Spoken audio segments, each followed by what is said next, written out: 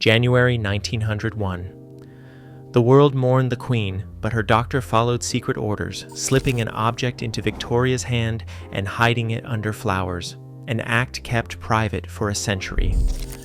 What could demand such secrecy that her own children never knew? Inside the coffin lay proof of a forbidden loyalty, forcing us to question everything we thought we knew about her greatest love and who truly held her heart.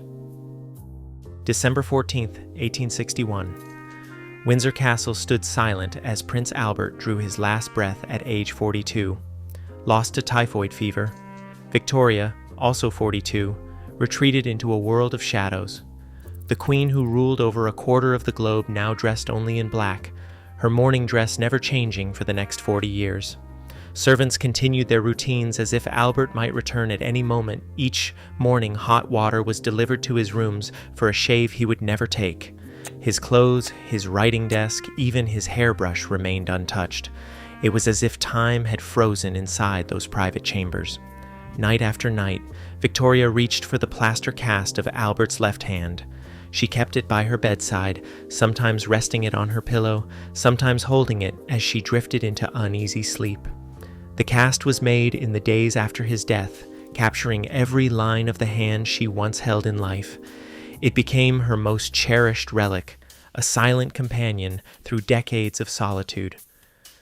Victoria's grief was not just a private burden. The world saw it in her face, in her refusal to appear in public without her widow's veil. She signed her letters as the Widow of Windsor, and her court followed her into perpetual mourning. The great palaces of England became mausoleums, filled with memories and reminders of the life she had lost. Behind the ceremonies and the endless black, the Queen's loneliness deepened, the rituals that honored Albert's memory. Preserving his rooms, the daily offerings, the nightly hand, became a shield against the emptiness that followed her everywhere. For 40 years, Victoria's public mourning hid a private ache that no one else could reach. In that silence, the stage was set for a new figure to enter her life, someone who would challenge the boundaries between servant and sovereign and awaken rumors that would haunt her legacy. John Brown arrived at Windsor in 1864, a Highlander with little patience for royal protocol. He spoke to Queen Victoria without bowing or ceremony, calling her simply woman when others trembled to meet her gaze. Within months, Brown was not just a servant, he became her constant companion. For 17 years, at every palace and castle, his bedroom was always next to hers. The arrangement broke every rule of royal etiquette. The Foreign Secretary called it indecent. Staff whispered that Brown was the only man in England who dared contradict the Queen, and she listened. By 1866, the palace corridors echoed with a new name, Mrs. Brown. The Queen's own household used it behind closed doors, and the satirical magazine Punch published cartoons mocking her attachment to her servant. The rumors only grew when the Swiss newspaper Journal de Genève claimed that Victoria and Brown had secretly married. No evidence surfaced, but the idea refused to die. Victoria's children watched with suspicion and resentment. The Prince of Wales, her eldest son, clashed with Brown constantly. Family dinners turned tense. Victoria, for her part, dismissed the gossip as the poison of bored aristocrats. She insisted Brown was loyal, nothing more. But her actions told a different story. She created 2 medals for him, Faithful Servant and Devoted Service, honors no other British servant had received. The story took a darker turn in 1872. Reverend Norman MacLeod, her chaplain at Balmoral, fell gravely ill. On his deathbed, he confessed to witnesses that he had performed a secret marriage between the Queen and John Brown, allowed under Scottish law with no bans or public notice. The confession passed from ear to ear, recorded in diaries, but never proven. Historians still debate its truth. In 1875, Victoria began wearing a simple gold ring on her left hand. It had belonged to Brown's mother. For the next 26 years, she never took it off. When Brown died in 1883, Victoria wrote that she felt she had lost her greatest friend for the second time. She commissioned a life-sized statue for Balmoral, inscribed, "Friend more than servant, loyal, truthful, brave, selfless than duty, even to the grave." The rumors never faded. They became part of the Queen's legend, an untold story hidden behind medals, a golden ring, and a locked bedroom door. On December 22, 1987, Queen Victoria summoned her physician Sir James Reed for a task that would outlast her reign. She dictated 12 pages of funeral instructions, each detail chosen with the precision of a ruler who understood the power of memory. But when the official list was finished, Victoria produced a second envelope. This one was sealed in wax, marked in her own hand, to be opened directly after my death and shown to no one. Only Reed and her trusted dresser, Mrs. Tuck, would ever see the contents. The sealed list was not for public ceremony. Its purpose was secrecy. Victoria left nothing to chance, not even in death.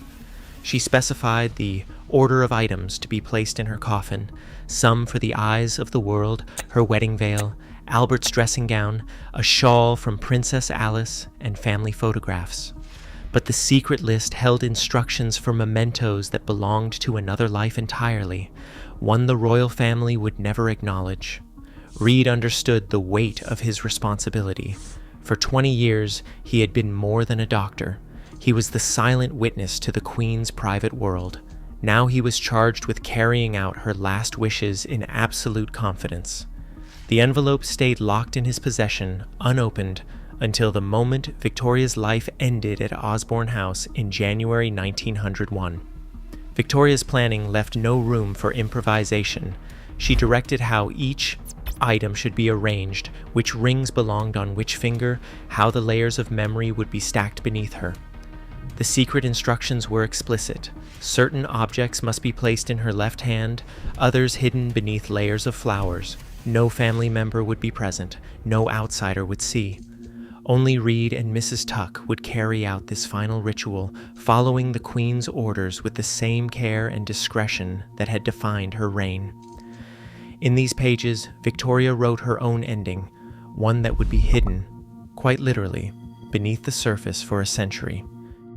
January 25, 1901.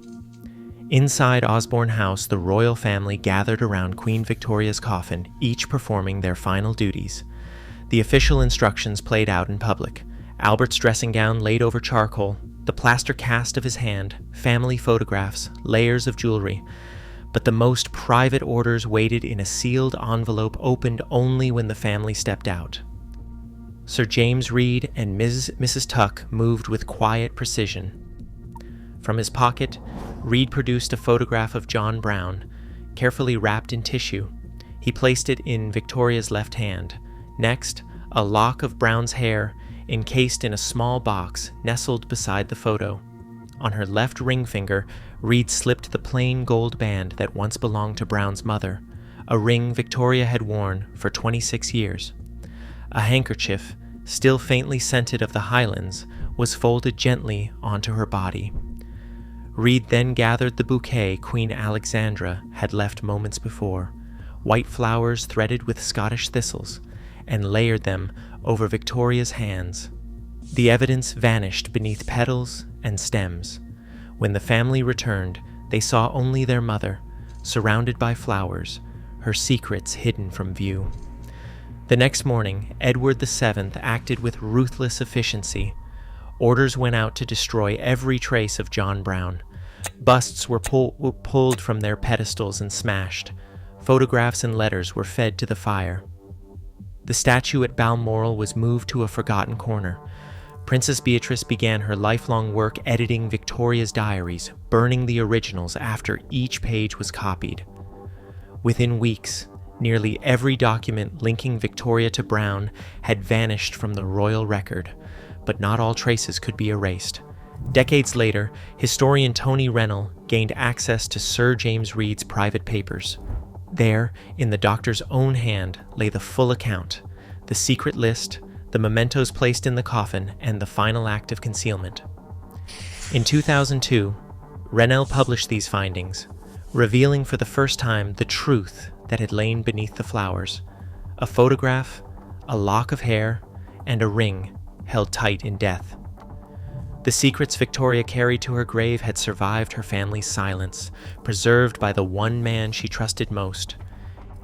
Even today, royal secrets shape public memory, what gets preserved and what gets erased.